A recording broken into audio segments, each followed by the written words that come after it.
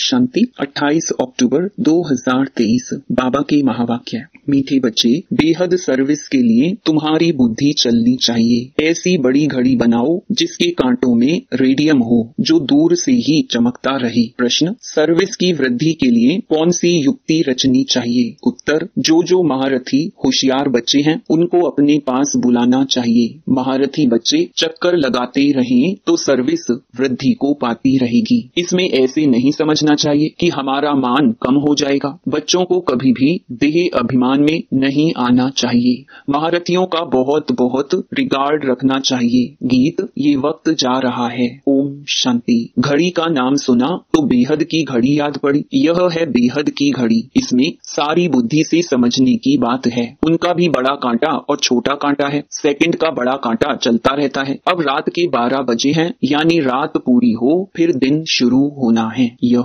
बेहद की घड़ी कितनी बड़ी होनी चाहिए। इसमें कांटे जो बनाए जाएं उसमें रेडियम भी देना चाहिए जो दूर से चमकता रहे। घड़ी तो अपने आप समझाती है। कोई भी नया आए तो घड़ी आकर देखे। बुद्धि भी कहती है बरोबर कांटा अंत में आकर पहुंचा है। कोई भी समझ सकता है कि विनाश जरूर होना चाहिए। फिर है सतयुग की आदि। सतयुग में बहुत थोड़ी आत्माएं होती हैं, तो इतनी सब आत्माएं जरूर वापस जाती होंगी। चित्रों पर समझाना है बहुत सहज।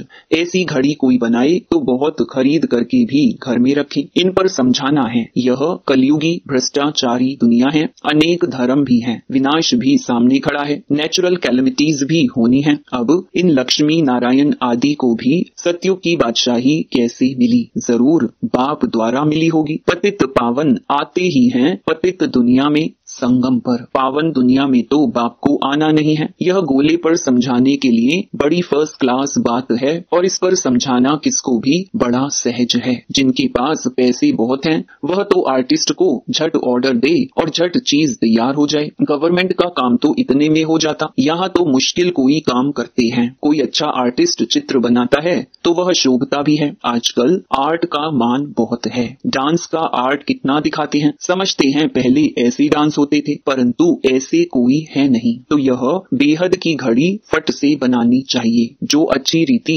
मनुष्य समझ जाए। कलर भी ऐसा अच्छा हो जो चमकता रहे। पतित पावन कोई मनुष्य तो हो नहीं सकता। मनुष्य पतित है ना, तब तो गाते हैं पावन दुनिया भी स्वर्ग है। मनुष्य तो नहीं समझते कि श्री कृष्ण ही श्याम है, फिर सुंदर बनता है, इसलिए नाम पड़ा है श्याम सुंदर। हम भी पहले नहीं समझते थे, अभी बुद्धि में है। बरोबर काम चिता पर बैठने से काला हो जाता है, अर्थात आत्मा पतित हो जाती है। यह भी स्पष्ट करके लिखना है। वर्षा देते हैं परम पिता परमात्मा और श्राप देते हैं रावण। मनुष्यों की बुद्धि फिर चली जाती है रघुपति राघव राजा राम तरफ, परंतु राम तो है परम पिता परमात्मा। यह सब बुद्धि चलाकर चित्र बनाना चाहिए, क्योंकि आजकल अपने को भगवान तो सब कहते रहते। तुम जानते हो बाप तो एक ही है, बाकी हम सब आत्माएं परम धाम में परमात्मा के साथ जाकर रहेंगी। उस समय बाप भी ब्रह्मांड का मालिक, हम भी ब्रह्मांड के मालिक हैं। फिर बाप कहते हैं तुम बच्चों को मैं विश्व का मालिक बनाता हूँ।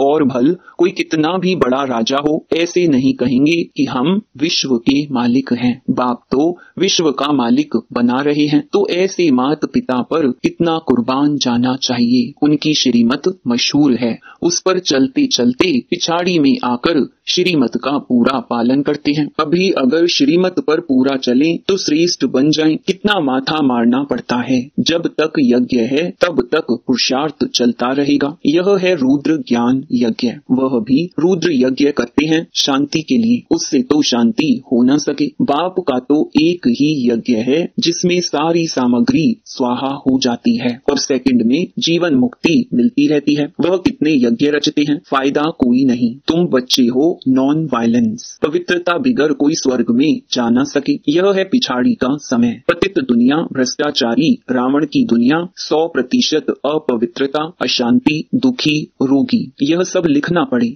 और फिर स्वर्ग में है श्रेष्ठाचारी, 100% पवित्रता, सुख, शांति, निरोगी। वह है रावण का श्राप, यह है शिव बाबा का वर्षा। पूरी लिखत होनी चाहिए। भारत फलाने समय से फलाने समय तक श्रेष्ठाचारी था, फिर फलाने समय से भ्रष्टाचारी बना है। लिखत ऐसी हो जो देखने से समझ जाए, समझाने से भी बुद्धि में नशा चढ़ेगा। इस धंधे में ही रहने से फिर प्रैक्टिस हो जाएगी। वह सर्विस 8 घंटा करते हैं तो यह भी 8 घंटा करनी चाहिए। सेंटर पर बच्चियां जो हैं उनमें भी नंबरवार हैं। कोई को तो सर्विस का बहुत शौक है, जहां तहां भागते रहते हैं। कोई तो एक ही जगह पर आराम से बैठ जाते हैं, उनको ऑलराउंडर नहीं कहेंगे। महारथियों को तो कुछ समझते नहीं है तो सर्विस भी ढीली पड़ जाती है। बहुतों को अपना अहंकार बहुत रहता है, हमारा मान हो, दूसरा कोई आएगा तो हमारा मान कम हो जाएगा। यह नहीं समझते कि महारथी तो मदद करेंगे, अपना अहंकार रहता है। ऐसे भी बुद्धू हैं। बाप कहते हैं सच्ची दिल पर ही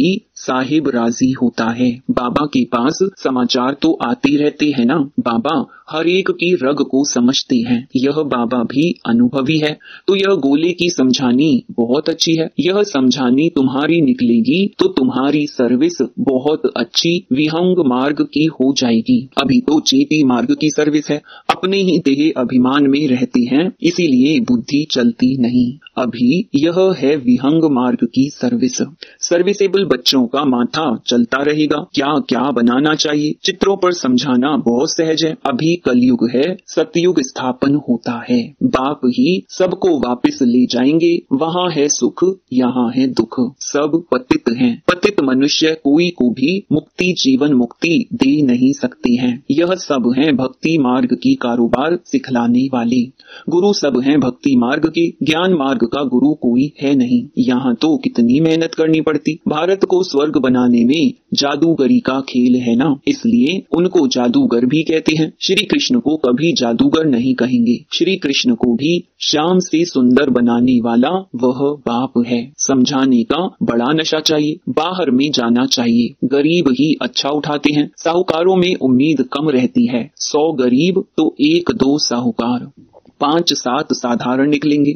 ऐसे ही काम चलता है। धन की इतनी दरकार नहीं रहती। गवर्नमेंट ने देखो कितना बारूद बनाया है। दोनों समझते हैं विनाश हो जाएगा, हम विनाश को पाएंगे। तब मलूक माना शिकारी कौन बनेंगे। कहानी है ना, 2 बिल्ले लड़े, मक्खन बीच में बंदर को मिल गया। श्री कृष्ण के मुख में मक्खन दिखाते हैं, है यह स्वर्ग रूपी मक्खन। यह बातें मुश्किल कोई समझ सकते हैं। यहाँ 20-25 वर्ष रहने वाले भी कुछ नहीं समझते। पहले भट्टी बनी, उसमें कितने आए कितने चले गए, कोई जम गए हैं। ड्रामा में कल्प पहले भी ऐसे ही हुआ था, अब भी ऐसे हो रहा है। चित्र जितने बड़े होंगे उतना कोई को भी समझाना सहज होगा। लक्ष्मी नारायण का चित्र भी जरूरी है। झाड़ से पता पड़ता है भक्ति कल्ट कब से शुरू होता है। ब्रह्मा की रात 2 युग, फिर ब्रह्मा का दिन 2 युग। मनुष्य तो समझते नहीं, फिर कहेंगे ब्रह्मा तो सूक्ष्म वतन में है, परंतु प्रजापिता तो जरूर यहाँ ही होगा। कितने गुह्य राज हैं जो शास्त्रों में तो हो नहीं सकते।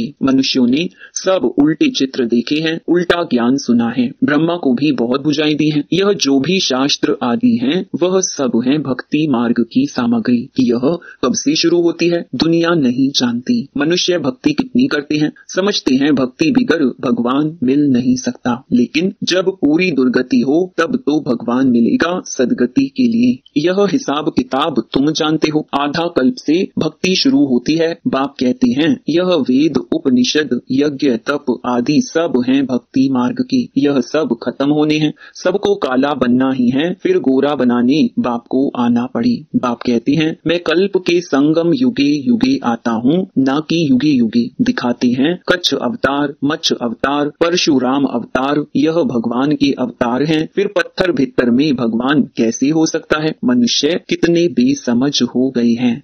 बाप ने आकर कितना समझदार बनाया है। महिमा भी करनी पड़ी। परम पिता परमात्मा ज्ञान का सागर, पवित्रता का सागर है। श्री कृष्ण की यह महिमा हो नहीं सकती। श्री कृष्ण के भक्त फिर श्री कृष्ण के लिए कह देते हैं कि सर्वव्यापी है। कितना चटक पड़ते हैं। उनसे निकालकर फिर बाप का परिचय देते हैं। सब आत्माएं भाई भाई हैं, सब फादर थोड़ी हो सकते हैं। फिर याद किसको किया जाता है। गॉड फादर को बच्चे याद करते हैं। समझाने वाला भी बेहद बुद्धि वाला चाहिए। बच्चों की बुद्धि हद में फंस पड़ती है, एक जगह ही बैठ जाते हैं। बिजनेसमैन जो होते हैं वह बड़ी बड़ी ब्रांचेस खोलते हैं, जितना जो सेंटर्स खोले वह मैनेजर अच्छा, फिर सेंटर पर भी मदार है। यह है अविनाशी ज्ञान रत्नों की दुकान। किसकी? ज्ञान सागर की। पॉइंट तो बहुत हैं जो धारण कर समझानी है। सभा में चित्र रखे हों जो सब देखें। घड़ी का चित्र सृष्टि चक्र का बहुत अच्छा है, इस चक्र को जानने से चक्रवर्ती बनेंगे। स्वदर्शन चक्रधारी बनना है, घड़ी पर समझाना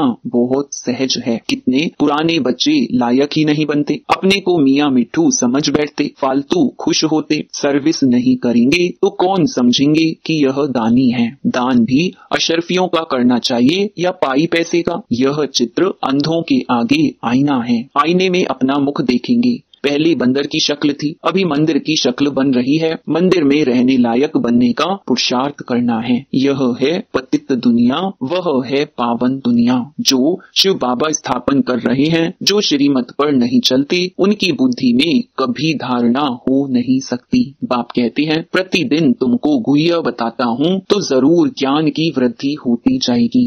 कोई प्रश्न उठाते हैं 8 बादशाही कैसी चलेंगी, इस हिसाब से इतनी बादशाही होनी चाहिए। बाप कहते हैं तुम लोग इन बातों में क्यों पड़ते हो, पहले बाप और उनके वर्षे को तो याद करो। वहाँ की जो रस्म रिवाज होगी वह चलेगी। बच्चे जिस रीति से पैदा होते होंगे उस रीति से होंगे। तुम क्यों इसमें जाते हो, विकार की बात मुख पर क्यों लाते हो। यह चित्र किसको सौगात में देना बहुत अच्छा है, यह गॉड फादरली गिफ्ट है।